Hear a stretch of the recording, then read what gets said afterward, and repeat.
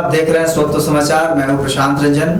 आज हमारे साथ स्वत्व के स्टूडियो में है सेंटर फॉर पॉलिसी एनालिसिस के एग्जीक्यूटिव चेयरमैन दुर्गानंद झाझा साहब। बहुत बहुत स्वागत है आपका। बिहार में चुनाव का माहौल है, चुनाव की तारीखें घोषित हो गई हैं, चुनावी खिलाड़ी, चुनावी दल, राजनीतिक दल मैदान में आ चुके हैं।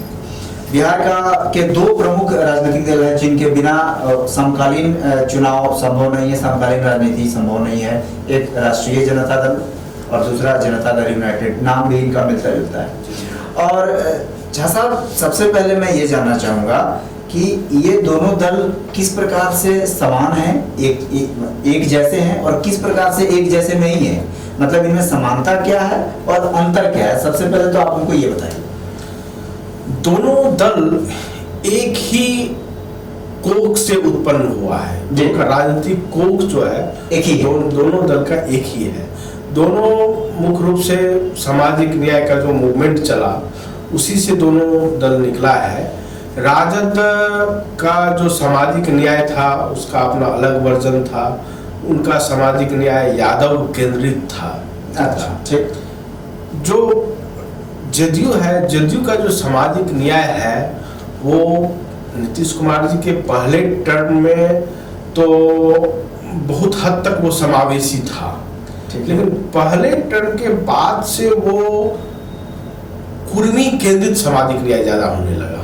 अच्छा, इससे बाकियों में एक असंतोष उत्पन्न होने लगा। जैसे पहले यादव के विरुद्ध बाकी ओबीसी में भी, नन यादव ओबीसी में एक यादव के प्रति जो है असंतोष उत्पन्न होने लगा, क्योंकि सामाजिक न्याय का जो फल था वो इन्हीं लोगों के पास, इन्हीं कास्ट के पास सीमित रह गया। अच्छा, ओबीसी माइनस यादव जो ओबीसी, हाँ, ओबीसी में जो बाकी जो जातियां थी उस पर उसको वो बेनिफिट परकोलेट नहीं कर रहा, नीचे नहीं जा रहा है जी। हाँ, जो जिसे आप राजनीति में देखिए तो हर जगह जब लालू जी का जब चला तो हर जगह जो है यादवों का वो बोलबाला रहा। बिल्कुल। हाँ, नाम लिया गया सभी जातियों का, लेकिन बोलबाला केवल यादवों का रहा।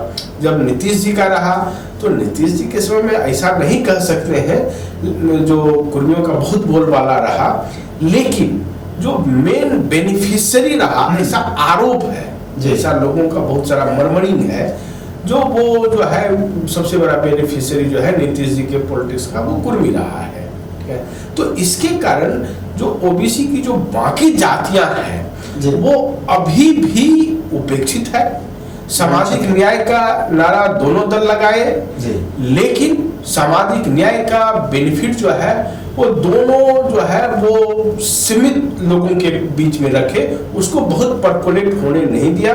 नीतीश जी ने कोशिश किया, शुरू पहले टर्म में कोशिश किया, लेकिन वो जो है अब जो है वो कोशिश में भी दम नजर नहीं आ रहा। अच्छा, आप पॉलिटिकल एनालिसिस करते हैं, जो पॉलिसीज बनाते भी हैं सरकारी गैर सरकारी स्तर पर, आप लालू और नीतीश की राजनीति को पिछले 3 दशकों से नजर रखे हुए हैं। इस पर लगता है कि जो पिछड़ों की राजनीति की जो ब्रांडिंग की गई वो ब्रांडिंग कहां तक सफल हो पाई या कहां तक जमीन पर उतर पाई, खास करके जो पिछड़ों के नेता, पिछड़ों के हक हुकूक की बात करने वाले लोग, इस पिछड़ों में जो सही में पिछड़े हैं उनके हिस्से का न्याय ये लोग दिलवा पाए क्या स्थिति? देखिए, बिहार के साथ एक बहुत दुर्भाग्य ये हुआ है, जो यहाँ पिछड़ापन को ही सब लोगों ने पिछड़ी जातियों के भला के नाम पर एडवोकेट करने लगा। जी, लालू जी ने कहा जो है रोड की क्या जरूरत है, स्कूल की ऐसे एजुकेशन की क्या जरूरत है, क्योंकि अब पिछड़ों को इस सब की जरूरत नहीं है। तो इसके कारण वो कहते रहे अपने को पिछड़ों के नेता, लेकिन बेसिकली वो पिछड़ेपन के नेता थे। ये दोनों बारीक अलग रूप है, बारीक रूप। हाँ, पिछड़ेपन के नेता का मतलब ये होता है जो पिछड़ापन को एडवोकेसी करते रहे, डेवलपमेंट की बात ही नहीं करते थे। डेवलपमेंट उनके लिए कोई एजेंडा में था नहीं। तो ये बड़ा अंतर है, पिछड़ों का नेता होना और पिछड़ेपन, दोनों में बहुत अंतर है। दोनों बहुत, पिछड़ा है, कोई पिछड़ा है तो वो सब चाहता है कि हम आगे बढ़े, अच्छी शिक्षा हो, अच्छी स्वास्थ्य की व्यवस्था हो, उनके भी बच्चे को रोजगार के अवसर मिले, ये तो सबकी जरूरत है। लेकिन उस समय ये हुआ जो भाई उसको ऐसा डिग्निफाइड किया गया जो भाई हम पिछड़ा है, पिछड़ा मुख्यमंत्री बना हुआ, और क्या चाहिए तुमको, बस उसी में खुश हो। ठीक है। दूसरा, नीतीश जी का पॉलिटिक्स थोड़ा अलग रहा। नीतीश जी ने डेवलपमेंट की भी बात की, लेकिन यहाँ प्रॉब्लम जो अभी भी वो जो बात कर रहे हैं वो सामाजिक न्याय के साथ विकास की बात कर रहे हैं। हमेशा न्याय के साथ विकास, उनका हमेशा ब्रांडिंग हुई है। न्याय का मतलब सामाजिक न्याय, वो न्याय का मतलब बाकी न्याय नहीं। बिहार को वास्तव में से मत देखिए, सामाजिक न्याय की बात वो करते हैं। सामाजिक न्याय का मतलब होता है, जो आप उसका बाकी जो भी अर्थ लगाइए, वास्तविकता में उसका अर्थ होता है जातिवाद की राजनीति। जो हम जातिवादी राजनीतिक फोकस करके वो जाति से ऊपर उठने की वो बात वो भी नहीं करते हैं। तो नीतीश जी से लोगों को अपेक्षा था जो वो ज्यादा विकास केंद्रित रहेंगे, न कि वो जातिवादी व्यवस्था के साथ विकास केंद्रित होने का कमिटमेंट भी किए थे। देखिए वो कमिटमेंट भी किए थे और शुरू में वो काम भी किए हैं, ऐसा नहीं है काम उन्होंने नहीं किया है। जैसे उनका जो पहला टर्म रहा है उसमें सड़क की सुविधाएं, बाकी जो अस्त व्यस्त व्यवस्थाएं हो गई थी उसको रिस्टोर उन्होंने किया। डेवलपमेंट के कई काम उन्होंने बहुत सफलतापूर्वक वो निभाए, अच्छी सड़कें बनी। लेकिन उसके बाद लगता है जो उनका विजन जो है वो एग्जॉस्ट कर गया है। अब उनमें कुछ नयापन नहीं दिख रहा है, कोई नया विचार लेकर के वो आ नहीं रहे हैं। 2015 में 7 निश्चय की बात किए। 7 निश्चय क्या है, जो 7 फैसिलिटीज की बात किए, लेकिन 2020 में पार्ट 2 ले आए हैं। तो ये दिखाता है जो उनमें विजन की कमी, विजन की घोर कमी है जी। और इसमें उन लोगों को अगर उनके विजन की कमी जो है, इसका परिणाम जो है बिहार के विकास पर पड़ रहा है। फिर से इसको हम लोग झा साहब लाते हैं कि राजद और जदयू दोनों आज की तारीख में मुख्य विपक्षी हैं, दोनों आमने सामने रहती हैं। बीच में 1-2 सालों का संगत हो तो उसको छोड़ दिया जाए तो बीते 21वीं सदी में खास करके बिहार की राजनीति में ये दोनों ही आमने सामने रहकर राजनीति करते आए हैं। आपने इससे पहले बताया कि इन दोनों की स्कूलिंग एक ही जगह से हुई है। अब आना चाहिए हमको कि इनके वैचारिक समानता और व्यवहारिक पृथकता बिहार के लिए किस प्रकार लाभकारी है। देखिए, लालू जी के लिए कानून व्यवस्था कोई मुद्दा नहीं था। नीतीश जी कानून व्यवस्था नीतीश जी कानून मुद्दा को मुद्दा बना करके पावर में आए हैं। ठीक है, एक तो ये अंतर है। ठीक है, दोनों में। दूसरा, लालू जी के लिए डेवलपमेंट भी कोई मुद्दा नहीं था, तो नीतीश जी जो है के लिए डेवलपमेंट एक मुद्दा था। नीतीश जी डेवलपमेंट का मुद्दा बना करके आए हैं। विकास पुरुष भी कहलाए मीडिया में, विकास पुरुष भी कहलाए।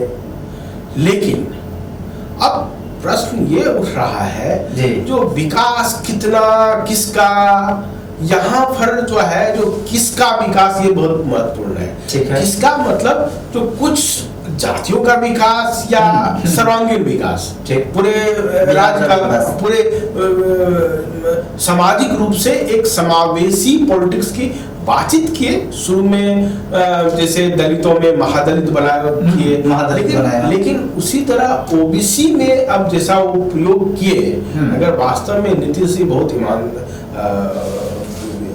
पिछड़ों के प्रति ईमानदार है तो जैसे वो महादलित बनाए वैसे ही महापिछड़ा का अलग से श्रेणी बना करके ओबीसी में, जो कि वंचित रह गए हैं, आज तक वंचित है। हाँ, अभी तक वंचित है।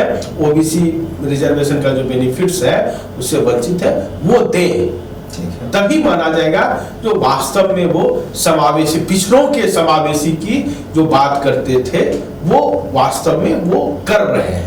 लेकिन अगला, राजद खुद को बदलकर फिर से अपनी उपयोगिता सिद्ध कर सकता है क्या? कुछ है बदलाव के संकेत? जो हुआ सो हुआ, गलत बात। देखिए, राजद ने क्या किया है, जो अभी क्या है, जो जैसे मान लीजिए राजद पर आरोप था जो वो माफियाओं को टिकट देते हैं या गुंडों को टिकट देते हैं, तो इस बार उन्होंने क्या, जो गुंडा को सीधे टिकट नहीं दिया है, उनकी पत्नी को दे दिया है।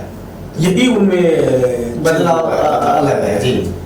ऐसा बाकी कोई उनके माइंडसेट में कोई चीज नहीं है, माइंडसेट वही है। जी जी। राजद और जदयू को निकट के दोनों क्या निकट भविष्य किस रूप में आप देखते हैं? बस समाप्त करेंगे हम लोग चर्चा को। देखिए, अगर कहा जाए तो बिहार के भविष्य के दृष्टि से अगर देखा जाए तो राजद हो या जदयू हो, उसमें बिहार अपना भविष्य एक उज्जवल भविष्य नहीं देख सकता है, क्योंकि 3 दशक तो देख लिया। उसमें बिहार में जो मेन स्ट्रीम की नेशनल पार्टी है वो फिर से आए और तभी बिहार जो है वो राष्ट्रीय मुख्य धारा, विकास की जो राष्ट्रीय मुख्य धारा है उसमें ठीक से आगे बढ़ पाएगी जी। नहीं तो ये जो है, ये पूरी जो है वो पिछड़ेपन और इसी सब में उलझ के रह जाएगा, इससे बिहार निकल ही नहीं पाएगा। जी।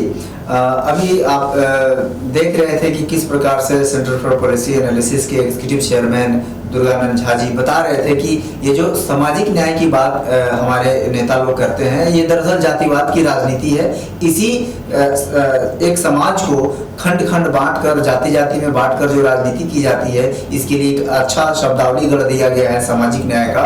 और किस प्रकार से आज तक जो सही में पिछड़े में वंचित वर्ग हैं, जिनको आज तक सरकारी योजनाओं का लाभ नहीं मिल पाया, पिछड़ों में से कुछ मुट्ठी भर लोगों को लाभ मिल रहा है, अधिकतर लोग उससे वंचित हैं। इन सारी बातों का हम लोगों ने विश्लेषण किया। आगे की सीरीज में भी बिहार चुनाव से जुड़े तमाम प्रकार के विश्लेषण हम आपके लिए लाते रहेंगे। आप जुड़े रहिए स्वतः से। धन्यवाद।